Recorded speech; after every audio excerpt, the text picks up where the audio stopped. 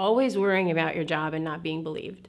And I think that's the biggest thing here is not being believed. Sexual harassment is an ongoing epidemic that occurs in workplaces around the country, in every industry and at every level.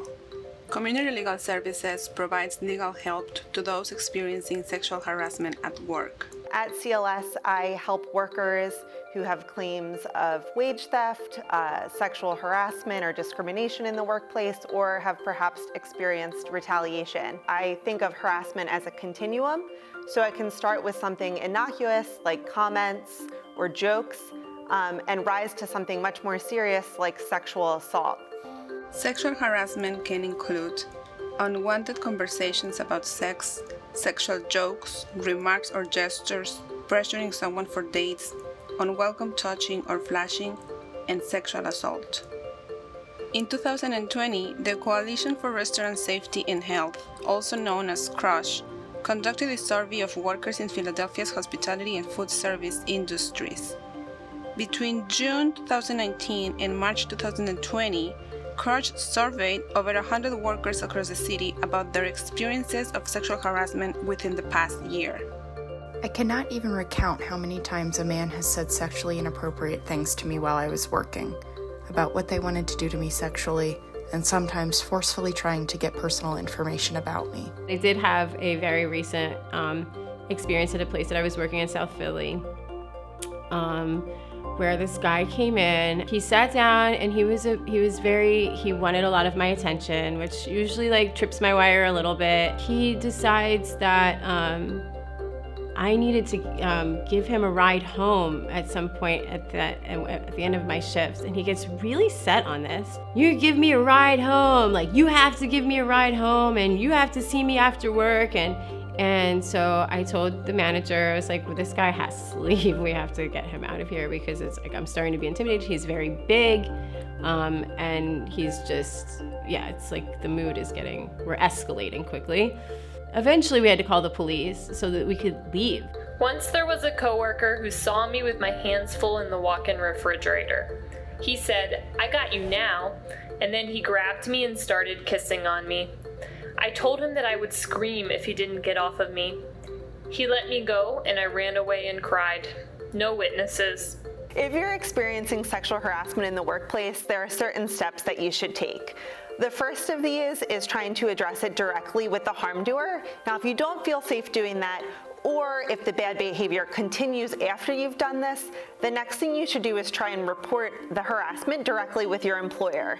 So you can follow the employer's policies, if they have those, about reporting sexual harassment. If there's no policy in place, then you can just talk to a trusted manager or supervisor, someone in a higher position who might be able to address the situation. Now, your employer has a duty, once they receive a complaint, to investigate. So I come into work and nobody says anything. And so when the manager comes in the evening, I was like, did you tell, the owners, the employers? And she's detailed description. She's got, I told her about and it's a woman too, so that's even more disappointing. And she didn't do or say anything. According to CRUSH, more than half of surveyed individuals said their employers did nothing to ensure their safety at work after they reported an incident. Now, if your employer doesn't do this, or if they're unable to stop the bad behavior, meaning it continues after the investigation and some sort of disciplinary action, you can always escalate your report. And a lot of times this is where folks come to community legal services for advice. So the next step then would be filing a complaint with either a local agency like the Philadelphia Commission on Human Relations or the federal government, the Equal Employment Opportunity Center.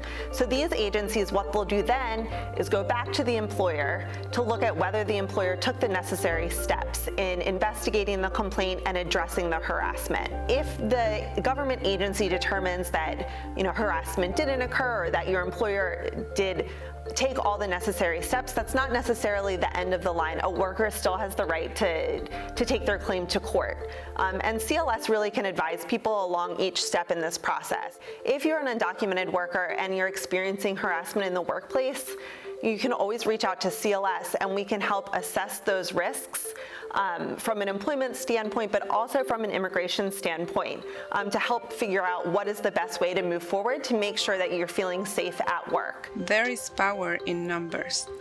Workers have the right to band together to collectively improve their working conditions, like demanding that employers take measures to combat workplace harassment, free from employer retaliation. Workers across Philadelphia are advocating for written policies regarding sexual harassment and mandatory training on how to recognize and respond to unwanted sexual behavior in the workplace. Talk to the manager, talk to the employer, try to find some kind of resolution, and if not, community law, get involved. Every time you speak up and you take action, you're helping the next person, because these people you are not the only one this person is doing this to. The more we take those actions and encourage and support other people to take those actions, then we can kind of pave the trail forward for having actual rights and policies so that we don't have to be so scared about it.